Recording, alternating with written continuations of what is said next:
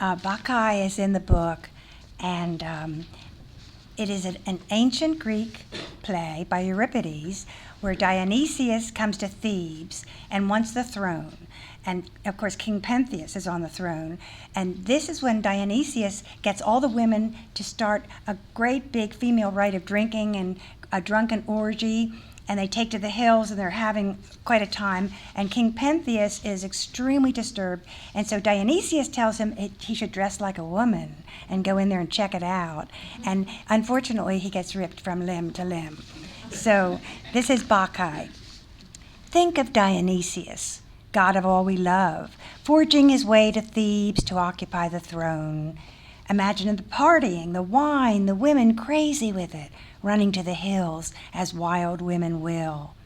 Kingly Pentheus sees drunken joy as the nature of all violence. He'll come face to face with Bacchic rites, all right. Who would believe a mortal to be so swayed, taking his love and loathing into women's secret rites? I could have warned him. It was a trap, more than a minor tragedy plotted by Dionysius, a revenge beautifully conveyed by wig and gown. Pentheus, don't go. Don't leave pastoral serenity for Club 54 and even worse. The king's messenger is lying. They lie in every play. The party on the hill is not for you. It embodies conflict of dress and drink and dance. Mark my words. You'll regret you ever touched their cachet.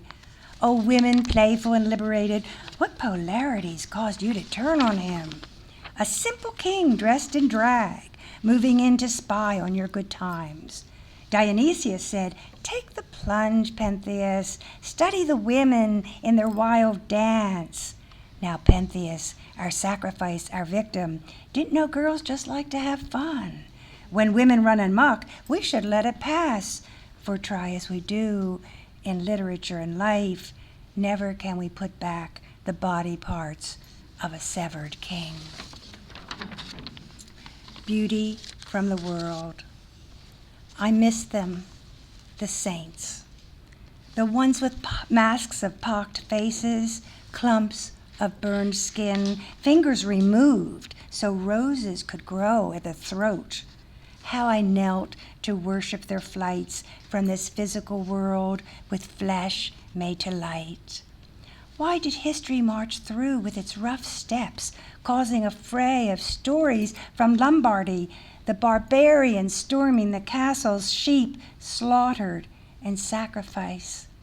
So we're now told saints were invented simply to signal fear in those savage heathens, to control their headwinds of power. Dear saints, my beautiful haloed statues, were you created merely to trim a booth at Christ's fair? Remember all those altars with flowers in my room, our thriving practice of worship together. Have you left me from the high pantheon of faith to this lonely kingdom of words? And my last poem is my favorite goddess, Athena. She's hot. This is called Athena.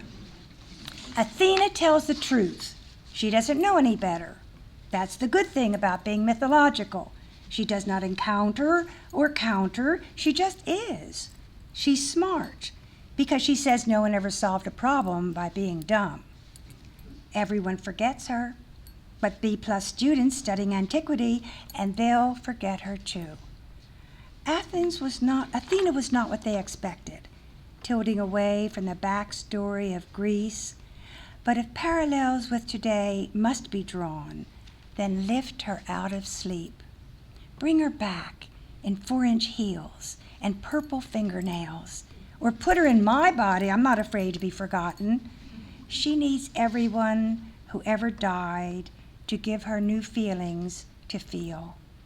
We need goddesses of wisdom more than ever, but please do not attack her because she wins at archery, and let us forgive her for still wanting romance.